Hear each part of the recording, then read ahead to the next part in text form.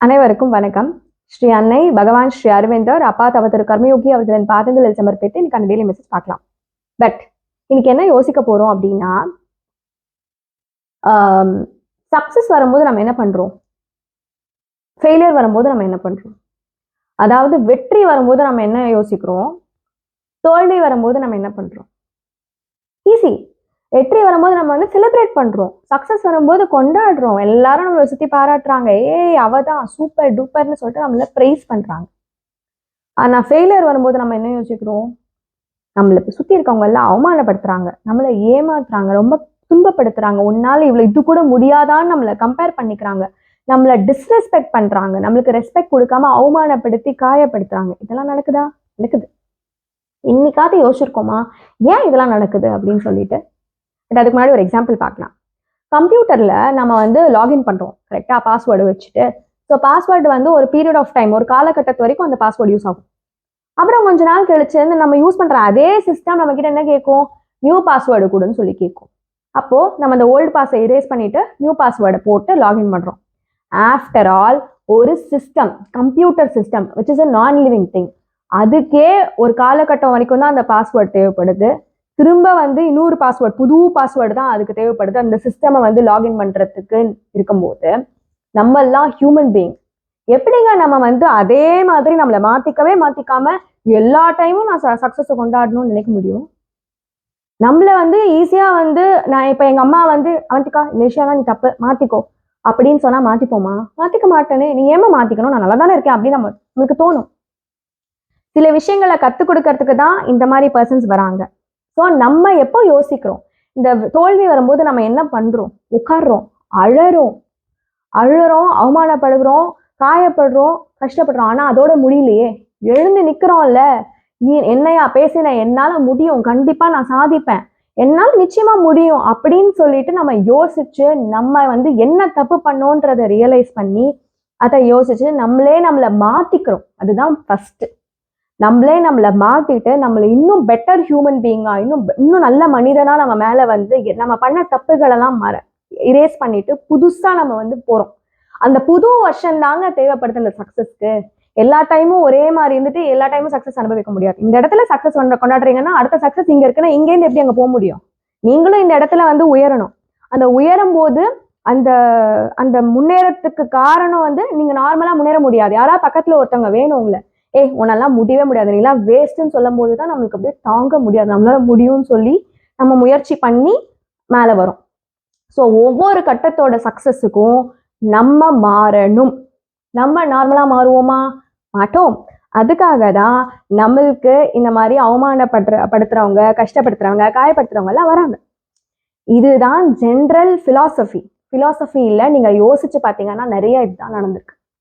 நம்மளை மாத்திட்டு நம்ம அந்த சக்சஸை செலிப்ரேட் பண்ணும்போது உண்மையா நம்மளுக்கு புரியும், இவங்களாலதான் நான் இந்த உந்துதலே எனக்கு வந்ததுன்னு சொல்லி நம்மளுக்கு புரிஞ்சு நம்ம வந்து இந்த சக்சஸை செலிப்ரேட் பண்ணுவோம். இது வந்து இந்த உலகத்துல பிறந்த யாரா இருந்தாலும் இதை ஃபாலோ பண்ணா நிச்சயமா அவங்களுக்கு சக்சஸ் கிடைக்கும், எந்த டவுட்ஸும் கிடையாது. இதுல என்ன ஸ்பெஷல்? பகவானோட டிவோட்டியா இருக்கும்போது, மதரோட டிவோட்டியா இருக்கும்போது இதுல என்ன ஸ்பெஷல் அப்படின்னு நீங்க கேட்டீங்கன்னா இருக்கு. பகவான் என்ன சொல்றாரு அப்படின்னா, நம்மெல்லாம் வந்து இந்த சக்சஸ், அந்த கஷ்டப்பட்டு நம்ம அவமானப்படுத்தினவங்க அதுக்கப்புறமா நம்ம வந்து முயற்சி பண்ணி நம்மளை மாத்தி புது மனிதனா போய் அந்த வெற்றி கனியை சுவைக்கும் போது என்ன பண்றோம்? என்ன பேச்சு பேசின நீ, என்ன அன்னைக்கு எவ்வளவு சூப்பரா நான் வளர்ந்துருக்கேன் பாத்தியா அப்படின்னு சொல்றோமா இல்லையா? அதை பண்ணக்கூடாதுன்னு சொல்றாரு பகவான். உண்மையாவே நீ இன்னைக்கு இவ்வளவு தூரம் வந்திருக்கியா, அந்த வெற்றி கனியை சுவைக்கிற அப்படின்னா அவங்க அவமானப்படுத்தாம நீ வந்திருப்பியா? அவங்க அந்த உந்துதலால தானே நீ மேல வந்த. ஸோ அவங்க தான் வந்து நம்மளோட பில்லர்ஸ், அந்த தூண்கள் நம்ம மேல வரத்துக்குன்றதை புரிஞ்சுக்கணும். அவங்கள ஹர்ட் பண்ணக்கூடாது, அவங்களையும் நம்ம மதிக்கணும், அவங்களையும் நம்ம வந்து நார்மலா தான் ட்ரீட் பண்ணணும். அந்த வடுவை, அந்த ஒரு இமோஷன்ஸை இருக்கக்கூடாதுன்னு சொல்றாரு. எக்ஸாம்பிள் சொல்றாரு. ஒரு குழந்தை வந்து ஒரு அம்மா வந்து அந்த குழந்தைய பெத்தெடுக்கும் போது எவ்வளோ வலி அனுபவிக்கிறா, அந்த உடம்புல இருக்கிற அத்தனை போன்களும் உடஞ்சா எவ்வளவு வலிக்குமோ அத்தனை வலியும் அனுபவிச்சுதான் அந்த குழந்தைய பெத்துக்கிறா. அந்த டாக்டர் என்ன சொல்றாங்க, அந்த குழந்தைய பெத்துக்கும் போது புஷ்பன்னு சொல்லி சொல்றாங்க, கொடுமைப்படுத்துறாங்க. கரெக்டா? நீ பண்ணு, அது எவ்வளவு காயமா இருக்கும், எவ்வளவு கஷ்டமா இருக்கும். ஆனா அதெல்லாம் தாண்டிதானே அந்த அம்மா வந்து அந்த குழந்தைய பெத்தெடுக்கிறா. குழந்தைய பெத்தெடுத்ததுக்கு அப்புறமா யாராச்சும் போய் அந்த டாக்டர் கிட்ட போயிட்டு ஏய் நீ எவ்வளோ என்ன டார்ச்சர் பண்ண உன்னை நான் லெஃப்ட் ரைட் சென்டர் நான் வந்து வச்சு செய்யறேன் பாரு அப்படின்னு சொல்றோமா? இல்லையே. நம்ம அந்த டாக்டரை கொண்டாட தானே செய்யறோம். ஸோ ஒவ்வொரு கஷ்டப்படும் போது நம்மளை வந்து இந்த மாதிரி இப்படி வந்து நீ பண்ணுன்னு சொல்லிட்டு நம்மளை காயப்படுத்துறவங்களாலதான் நம்ம வந்து இந்த வெற்றி கனியை சுவைக்கிறோம். அண்ட் அவங்கள நம்ம வந்து காயப்படுத்தக்கூடாது. அவங்கள போய் பாத்தியா அப்படின்னு சொல்லி நீ அன்னைக்கு சொன்ன அப்படின்னு சொல்லி காட்டக்கூடாதுன்னு சொல்றாரு. இன்னும் சிம்பிளா ரிலேட் பண்ணிக்கணும் அப்படின்னா, யங் லேடிஸ்க்கு நம்ம பியூட்டி பார்லர் போயிட்டு இந்த ஐப்ரோஸ் பண்றோம்ல, எதுக்கு பண்றோம்? நம்ம இன்னும் கொஞ்சம் பெட்டரா ஆகணும்னு சொல்லிட்டு. அப்ப அந்த ஐப்ரோஸை வந்து அவ வந்து எப்படி பண்றா? ஒவ்வொரு வாட்டியும் ஃபாஸ்டா அந்த வந்து அது பண்ணும்போது நம்மளுக்கு வலிக்கும் இல்ல, எவ்வளவு வலிக்கும். அதுக்காக நான் என்ன பியூட்டிஷனை போட்டு அடிச்சு நீ என்ன எப்படி கொடுமைப்படுத்துறேன்னு நான் சொல்றேன்னா, அவ அந்த மாதிரி என்னை காயப்படுத்தி அந்த மாதிரி எடுத்தாதானே எனக்கு இன்னும் கொஞ்சம் பெட்டரா என் ஐப்ரோஸ் நியூவா மாறுது, புதுசா மாறுது. அப்போ என்னால் இன்னும் கொஞ்சம் பெட்டரா கான்ஃபிடென்ட்டா வர முடியும். அந்த மாதிரி தாங்க நம்மளோட வந்து வாழ்க்கையில நம்மளை அவமானப்படுத்துறவங்க, கஷ்டப்படுத்துறவங்க, காயப்படுத்துறவங்க எல்லாம். ஸோ இன்னைக்கு என்ன ஷார்ட் அண்ட் கிறிஸ்பா நம்ம லேர்ன் பண்ணியிருக்கோம் அப்படின்னா, வெற்றி வர்றது பெரிய விஷயம் கிடையாது. தோல்வி வர்றது வந்து அங்கதான் நம்மள புதுவும் மனிதனா ஆகிறதுக்கு இந்த தோல்வி வந்திருக்கு. இப்ப நீங்க யோசிக்கிற விஷயம், வெற்றின்ற விஷயம் வந்து உங்களை தாண்டி ரொம்ப ஹைட்ல இருக்கு. நீங்க உங்களை மாத்திக்கிட்டு நீங்க ஸ்கேல் பண்ணாதான் அந்த வெற்றியை கொண்டாட முடியும். அண்ட் இந்த நடுவுல உங்களை அவமானப்படுத்துறவங்க எல்லாம் அவங்கதான் தூண்கள் உங்களை வந்து மோட்டிவேட் பண்றது. உண்மையாவே அவங்கதான் நம்மளை மோட்டிவேட் பண்றது.